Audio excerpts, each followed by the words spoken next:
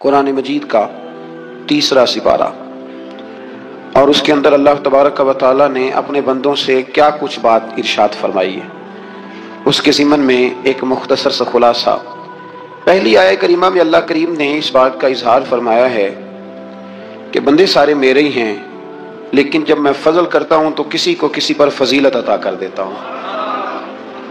इरशाद फरमाया तिलका रसूल, ये रसूलों की जमात है, फद्दलना बादहुम अला बाद, पर हमने बाज को बाज पर फजीलत अता कर दी। पहली आयत 3रे सिपारे की। रसूल होने में, नबी होने में सारे बराबर हैं, पर हमने बाज को बाज पर फजीलत दे दी। फरमाया मिनहुम मन कल्लमल्लाहु व रफ़अ बादहुम दराजात। क्या खूबसूरत अंदाज है। इरशाद फरमाया जा रहा है कि इनमें से कुछ ऐसे हैं जिनसे अल्लाह ने कलाम फरमाया है, और बाज ऐसे हैं जिन्हें अल्लाह ने दर्जों में इससे भी ज्यादा बुलंदी अता फरमा दी। कोई रह फलक उत्ते यार गया ते कोई जा सिदरा ते हार गया, एक कालियां जुल्फा वाला सी जेड़ा लंगर शाह तो भी पार गया। अंदाज देखिए, फरमाया कुछ से कलाम किया और कुछ को फिर मेरे रब ने दर्जों में और बुलंदी अता फरमा दी।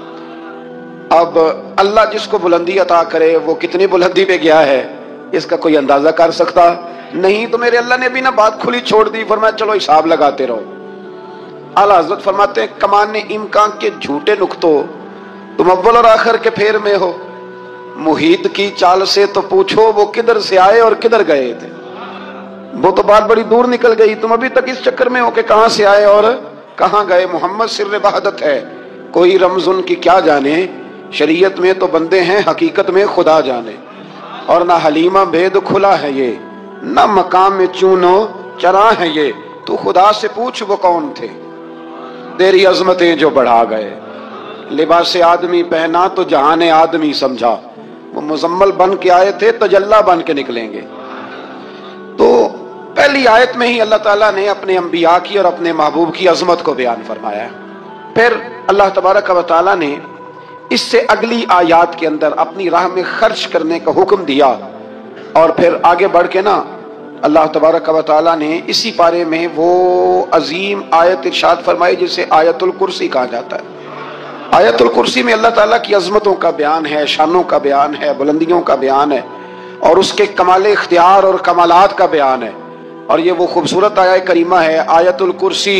ये हदीस आपने आज रट लेनी है, ये रट लेनी है आपने हदीस, और इतनी पक्की रटनी है कि मेरा मशवरा है कि बच्चों के कानों में भी बतानी है कि ये काम भूलना नहीं। नबी पाक अलैहिस्सलाम ने फरमाया जो हर फर्ज नमाज के बाद आयतुल कुर्सी पढ़ेगा ना, वो मरने से पहले पहले जन्नत में अपना मकाम देख लेगा। अब इससे बड़ी फजीलत क्या होगी कि मरने से पहले पहले। इमाम सयूती अलैहिर्रहमान ने इस हदीस को नकल फरमाया। अल्लाह करीम ने ना आयतुल कुर्सी के फौरन बाद इरशाद फरमाया ला इकराह फिद्दीन, इस दीन में सख्ती कोई नहीं। तो या अल्लाह फिर क्या है, वो जो काफिर बड़ा एतराज करते हैं ना कि दीन तलवार से फैला है, तो दीन इन लोगों ने फौजों के जरिए फैलाया है। तो अल्लाह तबारक व तआला ने 3रे पारे की आयत नंबर 256 में वजाहत फरमा दी कि दीन में कोई जबर नहीं है। हाँ, हमने सूरत हाल वाज़े कर दी है, हक बयान कर दिया है। अब जो बंदा इनकार करेगा इस हक का वो शैतान के साथ है, और जो ईमान ले आएगा तो फिर उसने एक मजबूत चीज को पकड़ लिया है, और उस मजबूत चीज को पकड़ा है जिसने कभी खुलना नहीं है। फरमाया दीन में कोई जबर नहीं, सख्ती नहीं, लेकिन हाँ दिल अल्लाह के कंट्रोल में है ना सारे। तो अल्लाह अगर चाहे तो सारे काफिरों से कलमा पढ़वा दे, लेकिन रब फरमाता है मैं तुम्हें हक बताऊंगा, मान लोगे तो जन्नत है, न मानोगे तो जहन्नुम है। इसलिए जबर वाली बात कोई नहीं। आगे अल्लाह ताला ने ना इसी बारे में इरशाद फरमाया कि ए महबूब अलम तरा इलल्लज़ी हाज इब्राहीम फी रब्बिही, ये भी एक अनोखी फितरत है इंसान की जिसको अल्लाह ताला ने इस बारे में बयान फरमाया। महबूब आपने उस शख्स की तरफ नहीं देखा जो हजरत इब्राहीम से झगड़ा कर रहा था उनके रब के बारे में। झगड़ा क्यों कर रहा था? अन आताहुल्लाहुल मुल्क, क्योंकि अल्लाह ने उसे मुल्क अता फरमाया। अल्लाह ने बादशाही दिया तो वो अल्लाह के मामले में झगड़े करने लग गया। वो कहता है मैं ही रब हूं। तो हजरत इब्राहीम अलैहिस्सलाम ने फरमाया मेरा रब तो वो है जो जिंदा करता और मारता है। तो बेवकूफ ने दलील क्या दी? नमरूद कहने लगा मैं रब हूं, तो फरमाया मेरा रब वो है जो जिंदा करता और मारता है। तो कहता मैं भी जिंदा करता हूं मारता हूं, दलील क्या है? एक सजाए मौत का कैदी मंगाया, اور حضرت ابراہیم علیہ السلام کے سامنے کہنے لگا بھی تمہاری سزا کیا تھی؟ وہ کہنے لگا کل پرسوں پھانسی ہونے والی تھی. کہنے لگا جاؤ تم آزاد ہو. کہنے لگا دیکھ لو میں نے زندگی دے دی نا، حالانکہ یہ پرسوں مر جاتا. اور ایک بے گناہ کو پکڑا، تلوار ماری اور قتل کر دیا. کہنے لگا دیکھو میں بھی تو زندگی اور موت دیتا ہوں. اب حضرت ابراہیم اس کی اس دلیل پر اعتراض کر سکتے تھے. آپ نے خاص غور کرنا ہے بات پہ. اعتراض کر سکتے کہ تو پاگل ہے، زندگی تو یہ ہے نا کہ جس کو تلوار سے مارا ہے اسے اٹھا کے دکھا. یہ اعتراض ہو سکتا تھا. لیکن جب کوئی بیوقوفوں جیسی دلیل دینا تو علم مناظرہ کا اصول یہ ہے کہ پھر اسے اس کی زبان میں جواب دیا جاتا ہے. پھر اس کو یہ نہیں آپ کہیں گے کہ یہ تو نے کیا کیا. اب جس طرح کا منہ ہوگا تھپڑ بھی، یہ بزرگوں کی مثالیں ہیں نا. تو اس نے کہا جی دیکھو میں نے بھی بندہ ایک زندہ کر دیا، ایک مار دیا ہے. اب یہ اس کی بیوقوفوں جیسی دلیل تھی، لیکن چونکہ بندہ ہی بیوقوف تھا تو اس کی اس کو سمجھ نہیں آنی تھی. تو حضرت ابراہیم نے دلیل بدل لی اور آپ فرمانے لگے چلو پھر اگر یہی بات ہے تو میرا رب وہ ہے جو سورج کو مشرق سے نکالتا ہے اور مغرب میں غروب کرتا ہے. تو اگر رب ہے نا تو اس طرح کر، فاتی بہا من المغرب، تو اسے مغرب سے نکال. چل یہ تو نے زندہ مردہ کر کے دکھا دیا نا، تو مغرب سے نکال. فبہت الذی کفر، تو کافر پریشان ہو گیا اس لیے کہ وہاں سے نکال سکتا نہیں تھا. تو جب آپ کسی سے گفتگو کرتے ہیں نا تو الجھے نہیں، بات ایسی کریں جس کا کوئی جواب موجود نہ ہو. یہاں مفسرین نے ایک بڑی شاندار بات لکھی ہے. مفسرین کہتے ہیں کہ اگر وہ یہ کہہ دیتا نا یہاں پہ، کیونکہ بیوقوف تھا نا کہہ نہیں سکا، اگر کہہ دیتا نا کہ مشرق سے تو میں نکالتا ہوں، تو آپ اپنے رب سے کہیں وہ مغرب سے نکالے. تو مفسرین کہتے ہیں اگر حضرت ابراہیم فرما دیتے نا تو رب کریم نے سورج مغرب سے بھی نکال دینا تھا. لیکن فبہت الذی کفر، وہ یہیں پہ نہ رہ گیا. اللہ کے بندے ہیں نا. امام اعظم ابو حنیفہ رحمت اللہ علیہ کے سامنے ایک دہری آ گیا. وہ کہتا تھا کہ ساری مخلوق خود بخود بنی ہے. تو امام صاحب نے بھی علم مناظرہ کے ساتھ اس کے ساتھ گفتگو کی. وہ کہنے لگا جی خود بن گیا سارا کچھ. تو امام صاحب کہنے لگے چل چھوڑ، کل بات کریں گے تیرے ساتھ. وہ کل دوبارہ آیا تو امام اعظم دریا کے کنارے کھڑے تھے. کہنے لگا امام صاحب بڑے پریشان کھڑے ہو. تو آپ فرمانے لگے پریشان اس لیے ہوں کہ میں نے عجیب ہی نظارہ دیکھا ہے. ابھی ایک درخت خود بخود کٹا ہے اور خود بخود اس کے تختے بن گئے، خود بخود رندا چلا ہے، خود بخود کشتی بن گئی ہے، خود بخود دریا میں اتری ہے، اور خود بخود کچھ بندوں کو ادھر لے کے آنے لگ گئی ہے، کچھ کو یہاں سے ادھر لے کے جانے لگ گئی ہے، سارا کچھ خود. وہ کہنے لگا حضور سیانے بیانے بندے ہیں. کبھی کشتی بھی خود بخود بنی ہے، کبھی بندے خود بخود ادھر سے ادھر بھی گئے ہیں. آپ فرمانے لگے کشتی خود بخود نہیں بن سکتی تو اتنی بڑی کائنات خود بخود کیسے بن گئی؟ اور اگر بندے ادھر سے ادھر خود بخود نہیں آ سکتے تو بتا یہ سورج اور چاند خود بخود ادھر سے ادھر کیسے روز چلے جاتے ہیں؟ تھوڑی دیر چپ رہا، پھر آ کے امام اعظم کے ہاتھ چومے اور کہنے لگا آپ نے تو کمال کر دیا، میرا ذہن صاف ہو گیا، مجھے کلمہ پڑھائے، میں بھی مدینے والے محبوب کا غلام بن جاتا. تو پکی دلیلوں کے ساتھ گفتگو کرتا ہے قرآن پاک. پکی دلیلیں یہ آیت سبق یہ دیتی ہے کہ آپ کسی سے بات کریں تو، اب چونکہ سپارہ لمبا ہے بات رہ نہ جائے، پر یہ مضمون اتنا شاندار ہے کہ میرا یہاں رکنے کو دل کرتا ہے. وہ ہمارا نظریہ یہ ہے کہ امام کے پیچھے سورۃ فاتحہ نہیں پڑھنی. اگرچہ جو پڑھتے ہیں اس پر کوئی سخت فتویٰ نہیں ہم دیتے، بعض آئمہ پڑھتے ہیں، لیکن سمجھانے کے لیے. امام اعظم ابو حنیفہ رحمۃ اللہ علیہ کی رائے ہے کہ امام کے پیچھے سورۃ فاتحہ نہیں پڑھنی. ہمارے پاس دلیل ہے، قرآن کہتا ہے جب قرآن پڑھا جائے تو خاموشی سے سنو. اور حضور کا فرمان موجود ہے مصنف ابن ابی شیبہ میں کہ امام کی قرات ہی مقتدی کی قرات ہے. بزرگ کہتے ہیں کہ دلیل اس طرح کی دو کہ سامنے والے کے ذہن تک بات پوری اتر جائے، آپ اسے سمجھا پائیں. امام صاحب نے جب یہ بات ارشاد فرمائی تو کچھ لوگ آپ سے مناظرہ کرنے آ گئے. 15-20 لوگ تھے. ایک ادھر سے بولتا پڑھنی چاہیے سورت امام کے پیچھے، ایک ادھر سے بولتا پڑھنی چاہیے، ایک ادھر سے بولتا. تو امام اعظم ابو حنیفہ فرمانے لگے تم سارے پڑھے لکھے لوگ ہو، یہ گفتگو کا طریقہ ہے؟ اس طرح بات کرتے ہیں کسی کے سامنے؟ میں اکیلا ہوں اور تم 15 لوگ ہو، کوئی ادھر سے بولتا ہے کوئی ادھر سے بولتا ہے، طریقہ کرو کوئی بات کا. وہ چپ کر گئے، کہنے لگے ویسے ٹھیک تو ہے، ہم تو غیر مہذب ہو گئے. امام صاحب کہنے لگے ایک بندے کو منتخب کرو، وہ میرے سامنے آئے. انہوں نے ایک بندہ منتخب کر لیا. وہ کہنے لگا جناب یہ ہمارا نمائندہ ہے، یہ اگر جیت گیا تو ہم سارے جیت گئے، یہ اگر ہار گیا تو ہم سارے. تو امام صاحب کہنے لگے کیوں منتخب کیا؟ کہنے لگے جی سارے بولیں گے تو سمجھ نہ آئے گی کوئی کیا کہہ رہا ہے، کوئی کیا کہہ رہا ہے، کوئی کہاں ہے کوئی کہاں ہے. تو امام صاحب کہنے لگے میرا بھی مسئلہ یہی ہے، ایک الحمدللہ رب العالمین پہ ہے اور دوسرا صراط الذین انعمت علیہم پہ ہے. تو میں بھی کہہ رہا ہوں کہ جو امام آگے لگا لیا نا اس پر اعتبار کرو، اس پر اعتبار کرو. تو دلیل وہ دیں کہ جو دلیل سامنے والے کے ذہن میں اتر جائے. چلے جی تھوڑا آگے چلتے ہیں. اللہ کریم نے نا آگے ایک اور مثال بیان کی. یہ جو بہت سارے لوگوں کے دلوں میں خیال آتا ہے نا قبروں میں جائیں گے ہڈیاں گل جائیں گی سڑ جائیں گی تو کیسے اٹھیں گے, تو اسی پارے کی آیت نمبر 259 میں اللہ تعالیٰ نے ہمارا وہ مسئلہ بھی حل کیا اور 2 واقعات تفصیل کے ساتھ تیسرے پارے میں بیان فرمائے. اللہ کریم فرماتے ہیں کہ کیا آپ نے اس شخص کو نہیں دیکھا کہ جو ایک ایسی بستی پر سے گزرا وَهِيَ خَاوِيَةٌ عَلَىٰ عُرُوشِهَا, جو اپنی چھتوں کے بل گری پڑی تھی, یعنی بستی تباہ ہو گئی تھی. وہ آدمی وہاں سے گزرا, وہ حضرت عزیر علیہ السلام تھے. بہت سارے مفسرین کے نزدیک بعض نے یہ لکھا ہے کہ چونکہ یہاں اللہ نے کسی کا ذکر نہیں کیا تو ہم بھی کسی کو مخصوص نہیں کرتے, لیکن کثیر کی تعداد یہ ہے کہ حضرت عزیر تھے. آپ گزرے ایک بستی میں تو آپ نے دیکھا کہ وہ بستی تباہ حال ہو گئی ہے اور زمین پلٹ دی گئی ہے, چھتوں کے اوپر لوگ مرے ہوئے پڑے ہیں. تو آپ کے دل میں خیال آیا کہ یا اللہ تو انہیں کیسے زندہ کرے گا بعد موتہا, مرنے کے بعد.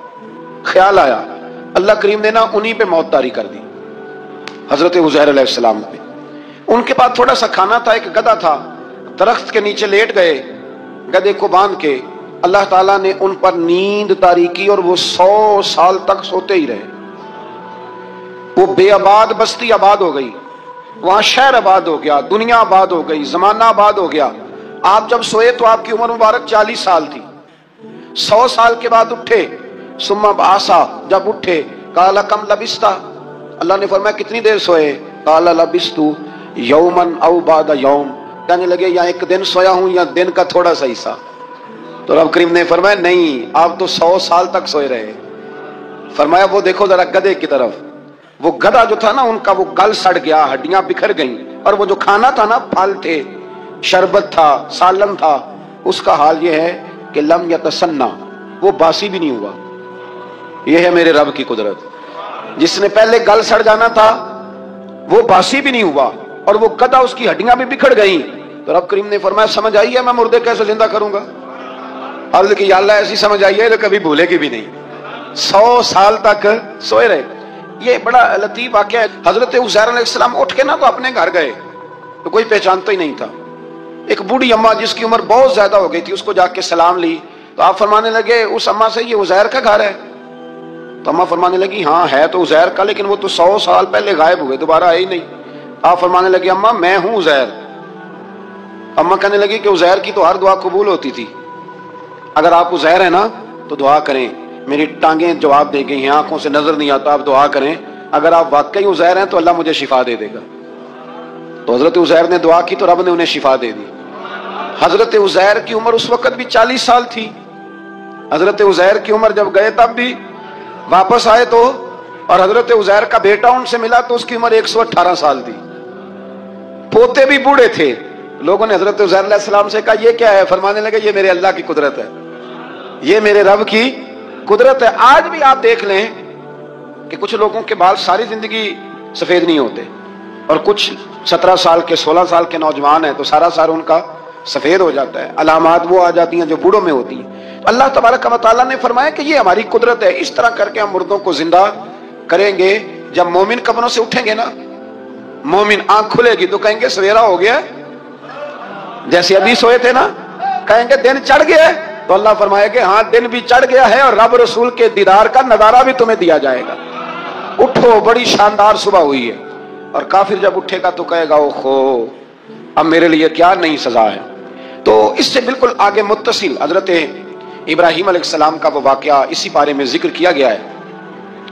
جب حضرت ابراہیم علیہ السلام نے کہا تھا کہ اللہ مجھے دکھا تو مردے کیسے زندہ کرے گا, رب کریم نے فرمایا یقین نہیں. عرض کیا اللہ اطمینان قلبی کے لیے ایک علم الیقین ہوتا ہے, ایک عین الیقین ہوتا ہے, ایک حق الیقین ہوتا ہے. کہ یا اللہ میں اطمینان قلبی کے لیے. تو اللہ نے فرمایا 4 پرندے لے لو. حضرت ابراہیم علیہ السلام نے 4 پرندے لیے. کچھ نے لکھا ہے کوا تھا, مور تھا, مرغی تھی, کبوتر تھا, مختلف نام آئے. وہ 4 پرندے لیے, پھر ان کو ذبح کیا, پھر ان کا قیمہ بنایا, پھر گوشت ایک دوسرے میں مکس کیا, پھر 4 مختلف پہاڑیوں پہ رکھا. اللہ نے فرمایا مکس ہو گئے نا آپس میں, اب تم آواز دو. حضرت ابراہیم نے آواز دی اور رب نے زندگی دی. اور وہ پرندے اپنی ٹانگوں پر چلتے ہوئے حضرت ابراہیم کے پاس آ کے کھڑے ہوئے. تو فرمایا ابراہیم جس طرح ان کو زندہ کیا نا, اسی طرح پھر قبروں سے میں ہڈیاں بھی زندہ کر کے نکال دوں. میں ایک फलसफी को पढ़ रहा था, ये हमारे जदीद दौर के फलसफी बड़े अजीब बातें करते हैं। वो कहते हैं जी हवा ऐसी चलती है कि इंसान कब्र में होता है तो हड्डियां गल सड़ जाती हैं तो कोई भी नहीं बचता, और फिर आप कहते हैं कि कुछ को अजाब होता है कुछ को सवाब होता है। तो कब्र के अंदर जब मुर्दे चले गए तो आप ये भी कहते हैं बाद लोग के कब्र से 70 उठेंगे तो एक को अजाब हो रहा है एक को सवाब हो रहा है, ये क्या माजरा है? हमारे बुजुर्गों ने जवाब दिया है, हमारे बुजुर्गों ने ये जवाब दिया है कि ये हवाएं ये फिजाएं ये सारी अल्लाह की कुदरत है। हर आदमी को ठंड लग जाती है सर्दियों के मौसम में। मैंने कुछ ऐसे बंदे देखे हैं, बल्कि कोई मुझे कहेगा तो मैं दिखा दूंगा, सारी सर्दियां स्वेटर नहीं पहनते, फिर फौत हो जाते हैं। और कईयों ने 6 पहने होते हैं, फिर भी दांत के साथ दांत बाज रहा होता है। वो कहते हैं तौबा तौबा बड़ी ठंड है। ये भाई आबो हवा एक ही है, लेकिन वजूद के असर कबूल करने के मामलात भी और ही है। यही मामला कब्र में होगा। लेकिन हजरत उज़ैर अलैहिस्सलाम के गधे ने भी आबो हवा लिखी और खाने ने भी, तो गधा गल सड़ गया पर खाना गला सड़ा। दूसरी बात यह कि कब्र में बंदे इकट्ठे हैं तो किसी को अजाब तो किसी को सवाब। तो इमाम जलालुद्दीन सूती रहमतुल्लाह अलैह फरमाते हैं 2 भाई अगर एक पलंग पे सोए हों तो एक ख्वाब में लाहौर होता है दूसरा पेशावर होता है। सोए कहाँ होते हैं? इकट्ठे एक पलंग पे। वो एक कहता है मैं रात को लाहौर था और दूसरा कहता है नहीं तू गलत कह रहा है मैं तो पेशावर था। तो होते कहाँ हैं?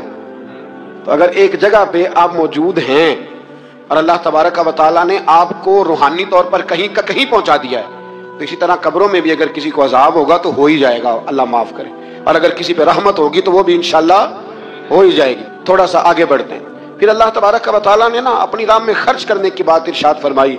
फरमाया अगर तुम मेरी राह में खर्च करोगे तो मैं तुम्हें 700 गुना करके वापस करूंगा।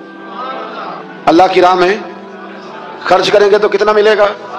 यहां भी मामला यकीन करने का है। कौम को यकीन आ जाए ना कि डबल हो जाएंगे तो सारी कौम लुट जाती है। अगर इतना यकीन हो जाए ना डबल हो जाएंगे तो लुट जाती है। तो अगर ये भी यकीन हो जाए ना कि 700 गुना हो जाएंगे तो फिर भी मेरा ख्याल ये है कि कौम लुटने को तैयार हो सकती है, लेकिन वहां लुट के बर्बाद होते हैं। रब रसूल के रास्ते में लुटेंगे तो आने वाली नस्लों को भी अल्लाह आबाद फरमा देगा, अल्लाह आबाद कर देगा आने वाली नस्लों को। तो मेरे दोस्तों थोड़ा सा आगे जब हम इस बारे में चलते हैं तो अल्लाह तबारक व तआला ने 2 बातें इरशाद फरमाई। एक तो इरशाद फरमाया कि शैतान तुम्हें ना 2 चीजों के बारे में अक्सर वर्गलाता है। एक तुम्हें कहता है कि कंजूसी करो, फकर तंगदस्ती हो जाएगी अगर खर्च करोगे, और दूसरा तुम्हें कहता है बेहयाई करो। अल्लाह ने फरमाया ये 2 काम तुमने करने नहीं, ना तुमने बुखल करना है और ना तुमने बेहयाई करनी है। और फिर आगे जाके इरशाद फरमाया कि दानाई बड़ी हिकमत है, अक्लमंदी बड़ी हिकमत है, जिंदगी दानाई से गुजारो। युतिल हिकमत मन यशा, अल्लाह जिससे चाहता है हिकमत अता करता है। वमन युतिल हिकमत फकद उतिया खैरन कसीरा, और जिससे अल्लाह ने दानाई दी ना अकल, अल्लाह फरमाता है उसे हमने खैर कसीर अता की। काम सारे ही हो जाते हैं पर जो अकल के जरिए किया जाए ना, शेख सादी ने कहा था अगर तेरे पास 1 मन इल्म है ना तो 10 मन अकल की भी जरूरत है, फिर वो इल्म आगे पहुंचता है। 10 मन 1 मन शऊर के साथ दानाई के साथ मेरे नबी करीम अलैहिस्सलाम ने ना बड़ी दानाई के साथ दीन फैलाया है, बड़ी हिकमत के साथ, बड़ी खूबसूरती के साथ। हुजूर ने एक शख्स ने आके कहा या रसूल अल्लाह सल्लल्लाहु तआला अलैहि वसल्लम मैं 5 नमाजें नहीं पढ़ सकता 2 पढ़ूंगा। तो सहाबा कहते हैं हमारे दिल में ख्याल आया कैसे इजाजत मिलेगी, नमाज तो फर्ज ऐन है, हर नमाज की हर रकत का हर सजदा फर्ज है, और ये पूरी 3 नमाजों की छुट्टी मांग रहा है। लेकिन हुजूर ने हिकमत से दीन फैलाया, दानाई से। मुस्नद इमाम अहमद बिन हंबल में मौजूद है, हुजूर ने फरमाया अगर 2 नमाजें पढ़ोगे 3 न पढ़ोगे तो कलमा तो पढ़ लोगे ना दिल से। हुजूर पढ़ लूंगा, फरमाया चल तू 2 ही पढ़ लेना, कलमा पढ़ सही। हजरत अबू हुरैरा कहते हैं उसने 3 नमाजों की छुट्टी की शर्त पर कलमा पढ़ा, अभी पूरा हफ्ता नहीं हुआ था कि उसने 5 नमाजें क्या तहज्जुद भी शुरू कर दी। उस शख्स ने फिर इशराक और चाश्त भी पढ़ी, वो सारी रात मुसल्ले पे भी बैठा। लिहाजा दानाई के साथ घर भी आपका हिकमत से चलेगा, दानाई से चलेगा, दुकान भी आपकी हिकमत और दानाई से चलेगी। तो मुसलमान उसको नहीं कहते जो जज्बाती हो जाए, जो फटाफट मराने पे उतर आए, उसको कहते हैं जो बड़ी दानाई के साथ हिकमत के साथ चीजों को लेके आगे बढ़ता है। फिर अल्लाह तबारक व तआला ने ना 5वें से 6ठे रुकू में सूद की हुर्मत बयान की। अल्लाह करीम ने फरमाया कि ये जो लोग कहते हैं ना कि सूद भी तिजारत की तरह ही है, ये भी तो कारोबार ही है, फरमाया क़यामत के दिन ये इस तरह खड़े किए जाएंगे जिस तरह किसी को शैतान छू लेना, शैतान छूता है तो आदमी यूं हो जाता है जैसे पागल हो गया है। तो इन लोगों को जो सूद और कारोबार को एक कहते हैं, इन्हें भी क़यामत में पागलों की तरह खड़ा किया जाएगा। और फिर अल्लाह ताला ने हुक्म दिया, फरमाया सूद छोड़ दो जो बाकी रह गया है। इससे जान छुड़ा लो, और अगर तुमने ऐसा न किया फ़इल्लम तफ़अलू, अगर तुमने ऐसा ना किया फ़अज़नू बिहर्बिन मिनल्लाहि व रसूली, फिर अल्लाह और उसके रसूल से जंग करने के लिए तैयार हो जाओ। तवील तरीन आयत कुरान मजीद की, आयत नंबर 282। इसमें अल्लाह ताला ने फरमाया जब भी तुमने लेन देन करना है उसे लिखना है। एक लफ्ज से ना मुझे तो कई दफा चिड़ी हो जाती है, वो लफ्ज है कि मुझे एतबार है। मैं कहता हूं कि वो वालिदैन बड़े जालिम हैं जो कहते हैं मुझे जवान बच्ची की अकेली कॉलेज जाती है तो मुझे एतबार है। जवान बच्चे को 10-20 हजार रुपया जेब में डाल के गली में भेज देते हैं और कहते हैं मुझे एतबार है। इसी तरह वो लोग भी बड़े जुल्म करते जो अपने भाई के साथ लेन देन करते हैं, तहरीर नहीं करते और कहते हैं मुझे एतबार है। अल्लाह को भी तो एतबार है ना अपने बंदों पे। तो रब फरमाता है मेरे बंदो जब लेन देन करो तो उसे लिख लो, ये कुरान का हुक्म है, ये मेरे रसूल की सुन्नत है, ये मेरे नबी का तरीका है। जब भी लेन देन करें उसे तहरीर करें, उसे तय करें, अच्छे तरीके से नोट करें, ताकि वो किसी जगह पे जाके भी कोई मामला भी कमजोरी का बायस न बने। तो इस आया करीमा में अल्लाह करीम ने ये भी इरशाद फरमाया कि लिल्लाहि मा फिस समावाति व मा फिल अर्द। आगे जाके फरमाया कि जमीन आसमान में जो कुछ भी है उन सब का मालिक अल्लाह है। हमें अल्लाह ने जो कुछ दिया है ना वो इस्तेमाल करने के लिए दिया है। अगर हम मालिक होते तो कयामत में हिसाब ना देते। मालिकों ने कभी हिसाब नहीं दिया, हिसाब तो मुंशी देते हैं। अल्लाह ने हमें इस्तेमाल करने के लिए चीजें दी हैं, इसलिए अल्लाह फरमाता सुम्मा लतुसअलुन्ना यौमइज़िन अनिन नईम। कयामत में ना मैं तुमसे एक एक नेमत के बारे में सवाल करूंगा। तो ये सारी अमानतें हैं अल्लाह की, जितना कुछ हमारे पास है, वो कोई भी सलाहियत हो, कोई भी कुव्वत हो, तो उसको सही सही इस्तेमाल करें अमानत को। फिर मेरे अजीज अल्लाह तबारक व तआला ने ना इस सूरह मुबारक के आखिर में हमें एक दुआ सिखाई है। वो बड़ी शानदार दुआ है, हर चीज तलब करती है कि उसको पढ़ा जाए, देखा जाए, पर उस दुआ के आखिरी लफ्ज ये हैं वअफ़ु अन्ना, अल्लाह हमसे दरगुजर फरमा। और आखिरी लफ्ज ये हैं कि वग़फ़िर लना, अल्लाह हमें बख्श दे, वरहमना, और अल्लाह हम पे रहम फरमा। इसलिए कि अंत मौलाना, तू ही हमारा मददगार है, फंसुरना अलल कौमिल काफिरीन, अल्लाह काफिरों के मुकाबले हमें हमारी मदद फरमा। तो फिर आगे सूरह आले इमरान शुरू होती है। सूरह आले इमरान के बिल्कुल इब्तिदा में अल्लाह करीम ने फरमाया कि कुरान पाक में दो किस्म की आयात हैं। कुछ आयात बिल्कुल वाज़ेह हैं और कुछ आयात ऐसी हैं कि जो मुतशाबे हैं, जिनको समझने की जरूरत है। तो फरमाया जिनके दिलों में कजी है ना, खोट है, वो मुतशाबे आयात के पीछे जाते हैं। कुछ आयात बिल्कुल वाज़ेह हैं, कुछ को समझने की जरूरत है। तो दो लोग कुरान पढ़ पढ़ के फसाद बर्पा करते हैं, ये वो लोग हैं जो मुतशाबिहात के पीछे लगते हैं, वाज़ेह आयात की तरफ नहीं जाते। हमारे जमाने में भी हम देखते हैं कि कौम ये जो वाज़ेह आयात है उन पर अमल नहीं करती, बल्कि कुछ ऐसी आयात, कुछ ऐसी बातें जिनको बड़ी गहराई और गहराई से समझने की जरूरत है वो लेके आ जाती है, कहते हैं ये फलसफा बयान करें। तो मैं क्या करता हूँ, जो सीधी सीधी चीजें हैं पहले उन पे अमल कर लो ना। नमाजें 5 फर्ज हैं, वो पहले पढ़ो ना। माँ बाप की खिदमत फर्ज है, वो करो। हक सच बोलो, हलाल रोजी खाओ, जो है वो दयानतदारी का मुजाहरा करो, तो ये काम करो ना। फिर आगे फलसफे में भी चले जाएंगे, फिर मंतक की बातें भी छेड़ लेंगे। तो जो वाज़ेह वाज़ेह चीजें उन पर तो अमल कर लें। वो बारीकियों में जाना, पहेलियां जो है वो बुझाना और बड़ी बड़ी अजीब बातें करना, इनसे निकलें। अल्लाह तबारक व तआला हमें समझने की तौफीक अता करे। फिर इससे आगे जाके ना अल्लाह तबारक व तआला ने इसी आया करीमा के अंदर हजरत मरियम का जिक्र फरमाया है। जनाब मरियम सलामुल्लाह अलैहा अल्लाह तबारक व तआला की वो पाकबाज बंदी है, जिनकी माँ ने मन्नत मांगी थी कि अल्लाह अगर तू मुझे बच्चा देगा ना तो मैं वो तेरे रास्ते में दे दूंगी। ये हजरत इमरान अलैहिस्सलाम की साहिबजादियां जनाब मरियम अल्लाह की वलिया हैं। औरत नबी हो सकती, ये क्या है, अल्लाह की वलिया। तो हजरत मरियम जब वो बच्चा पैदा हुआ, उनकी माँ ने मन्नत मांगी थी। ये कुरान मजीद है, ये 3रा पारा है और इसकी जो आयात हैं वो हैं आयत नंबर 34-35। इससे आगे जब आप चलेंगे तो ये सारा मजमून सूरह आले इमरान में आपको मिलेगा। तो जब आप की विलादत हुई तो बेटी पैदा हो गई, तो अब हजरत जनाबे मरियम सलामुल्लाह अलैहा की जो वालदा थी ना, वो इनको ले गई जनाबे ज़करिया अलैहिस्सलाम के पास। वो इनके खालू थे। कहा मैंने मन्नत मांगी थी कि मैं बच्चा होगा तो मस्जिद के लिए वक्फ करूंगी, तो अल्लाह ने बच्ची दी है। तो हजरत ज़करिया ने जनाबे मरियम के लिए ऊपर छत पे एक मेहराब बना दिया। वो मेहराब के अंदर रहती थी, वहां इबादत करती थी। हजरत ज़करिया आपके खालू भी थे, अल्लाह के पैगंबर भी थे, वो वहां बैठा करते थे और उनकी परवरिश करते, खाने पीने का ख्याल करते। बड़ी खास बात है, अकीदे की बात है।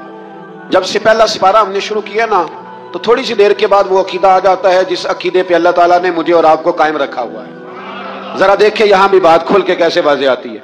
हजरत जनाबे मरियम जब जवान हो गई तो हजरत जकरिया एक दिन अंदर दाखिल हुए तो देखा कि वहां बेमौसमे फल पड़े हुए हैं, मौसम भी नहीं है और वो फल मौजूद हैं। तो अल्लाह के नबी ने अल्लाह की वलिया से पूछा कि ये कहां से आए?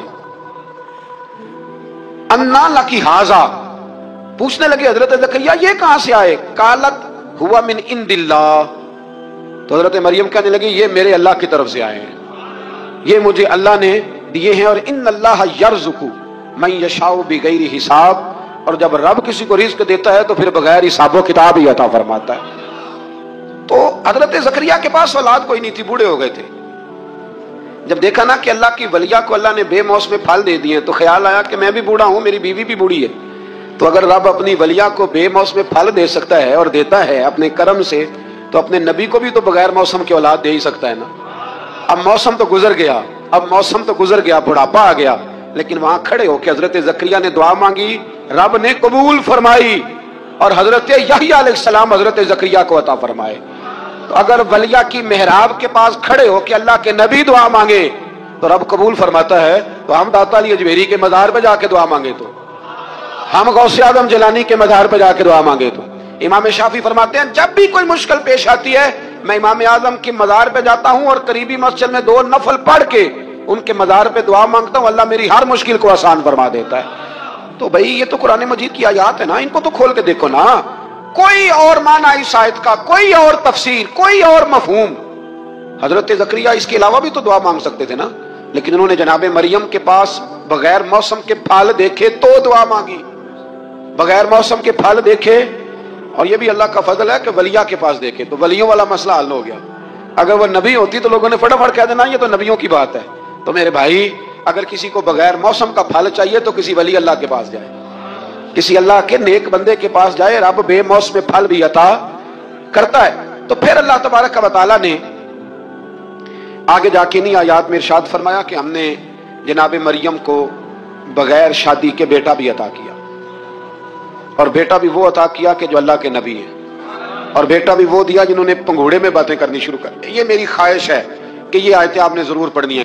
ये आयत नंबर 39 और 40, इन्हीं पर मैं भी बात खत्म कर रहा हूँ। हजरत ईसा की शान रब करीम ने बयान फरमाई, ये अल्लाह का कुरान है, ये अल्लाह का कुरान है। उनकी शान क्या है कि हजरत ईसा अलैहिस्सलाम फरमाते हैं कि मैं ना मट्टी की मूरत बनाता हूँ, फिर उसमें फूंक मारता हूँ, मिट्टी का परिंदा बना के उसमें फूंक मारता हूँ मैं। फूंक हजरत ईसा मारते हैं और जनाब ईसा कहते हैं वो अल्लाह के हुक्म से उड़ना शुरू कर देता है। फूंक किसने मारी, उड़ाया किसने? मैं इतनी सी बात है, इसको समझ लें। हजरत ईसा कहते हैं मैं मट्टी की मूरत बना के उसमें फूंक मारता हूं तो अल्लाह के हुक्म से जिंदा हो जाती है, उड़ने लगती है। हजरत ईसा फरमाते हैं मैं तंदुरुस्त करता हूं मादरजात अंधों को, लाइलाज कोड़ों को, और मैं मुर्दे भी जिंदा करता हूं, करता अल्लाह की इजाजत के साथ। और इसी आयत में हजरत ईसा फरमाते हैं कि मैं तुम्हें बताता हूं जो तुम खा के आते हो, और वो भी बताता हूं जो तुम घर में छोड़ के आते हो। तो हजरत ईसा अलैहिस्सलाम मट्टी का परिंदा बना के फूंक मारे तो रब उसमें जान पैदा कर दे, मुर्दे में जान भी पैदा करते हैं। और फिर हजरत ईसा मादरजात अंदर और कोड़ों को आंखें भी देते हैं अल्लाह के हुक्म से। और फिर हजरत ईसा अलैहिस्सलाम मुर्दा भी जिंदा करते हैं उसके इज़्न से। जो खा के आते हैं वो भी बताते हैं, जो छोड़ के आते हैं वो भी बताते हैं। तो ये तो हजरत ईसा की शान है। ये हाल है उनके गुलामों का, तो मेरी सरकार का आलम क्या होगा, तो मेरी सरकार का आलम क्या होगा। एक जुमला मेरे आला हजरत का, और बात बड़ी आला, फरमाने लगे हजरत ईसा अलैहिस्सलाम तो फूंक मार के मुर्दा जिंदा करते हैं ना, तो फरमाते हैं मेरे नबी तो एक नजर देख लें तो मुर्दा दिल को जिंदा कर दिया करते, मुर्दा दिल। और फिर एक हदीस सुन लें ताकि बात और वाज़ेह हो जाए। हुजूर ने फरमाया उलमा उम्मती का अंबियाए बनी इसराइल, मेरी उम्मत के उलमा भी उसी तरह होंगे जिस तरह बनी इसराइल के नबी होते थे। तो अगर हजरत ईसा के अंदर ये ताकत है तो मेरे महबूब के गुलामों में भी बड़ी ताकत है। हजरत आसफ बिन बरखी अगर तख्त ला सकते हैं तो गौसे आजम भी बेड़ी ऊपर उठा लेते हैं। इसलिए अकीदा और नजरिया कुरान है, हदीस है। हम चूंकि पढ़ते नहीं, तवज्जो नहीं करते, तो लोग हमें फटाफट, आप यकीन करें बड़े साफ सुथरे अंदाज में लोग आके कहते हैं जी देखो जी ये किधर से आ गया। तो मैंने कहा ये अल्लाह का कुरान है, और कुरान में ना हो हमें बात करने की क्या जरूरत है। ये सारे अकायद और नजरियात वो हैं जो रब करीम ने खुद कुरान मजीद में हमें अता फरमाए हैं।